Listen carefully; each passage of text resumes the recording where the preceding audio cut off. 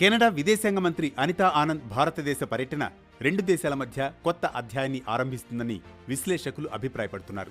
2023లో సిక్కు ఉగ్రవాది హర్దీప్ సింగ్ నిజ్జర్ హత్యానంతరం రెండు దేశాల మధ్య దెబ్బతిన్న సంబంధాలను పునరుద్ధరించుకోవడమే లక్ష్యంగా ఆమె భారత్కు వచ్చారు. భారత సంతతికి చెందిన అనితా ఆనంద్ కెనడా ప్రభుత్వంలో విదేశాంగ శాఖ మంత్రిగా బాధ్యతలు చేపట్టిన తర్వాత భారత్ కెనడా సంబంధాల పునరుద్ధరణకు కీలక పాత్ర పోషిస్తున్నారు.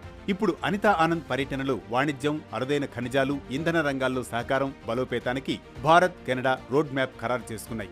అనితా ఆనంద్ తన పర్యటనలో భాగంగా అక్టోబర్ 13న భారత ప్రధాని నరేంద్ర మోదీతో భేటీ అయ్యారు. వాణిజ్యం, టెక్నాలజీ, ఇంధనం, వ్యవసాయం, ప్రజల మధ్య సహకారం పెంచుకునే అంశాలను మంత్రి అనితా ఆనంద్తో చర్చించినట్లు మోదీ ఎక్స్లో తెలిపారు. ఆ తర్వాత ఆమె భారత విదేశాంగ మంత్రి జైశంకర్తో సమావేశమయ్యారు. రెండు దేశాల వ్యూహాత్మక ప్రాముఖ్యతలు, ప్రపంచ ఆర్థిక పరిణామాల ఆధారంగా వాణిజ్యం, పెట్టుబడుల రంగాల్లో సాధ్యమైనంత త్వరగా మంత్రుల స్థాయి చర్చలు ప్రారంభించాలని ఇద్దరు మంత్రులు నిర్ణయించారు. ఈ సందర్భంగా కెనడాలో ఖలిస్తానీ వేర్పాటువాదులు సాగిస్తున్న కార్యకలాపాలపై జైశంకర్ ఆందోళన వ్యక్తం చేశారు.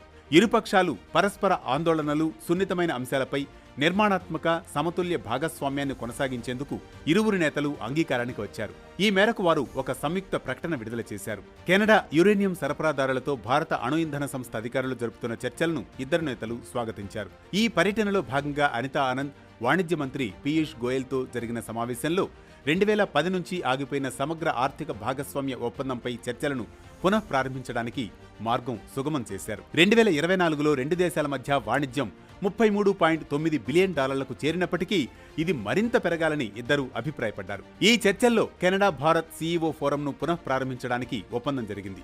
ఇది క్లీన్ టెక్నాలజీ, మౌలిక సదుపాయాలు, డిజిటల్ ఆవిష్కరణల్లో పెట్టుబడుల్ని ప్రోత్సహిస్తుంది.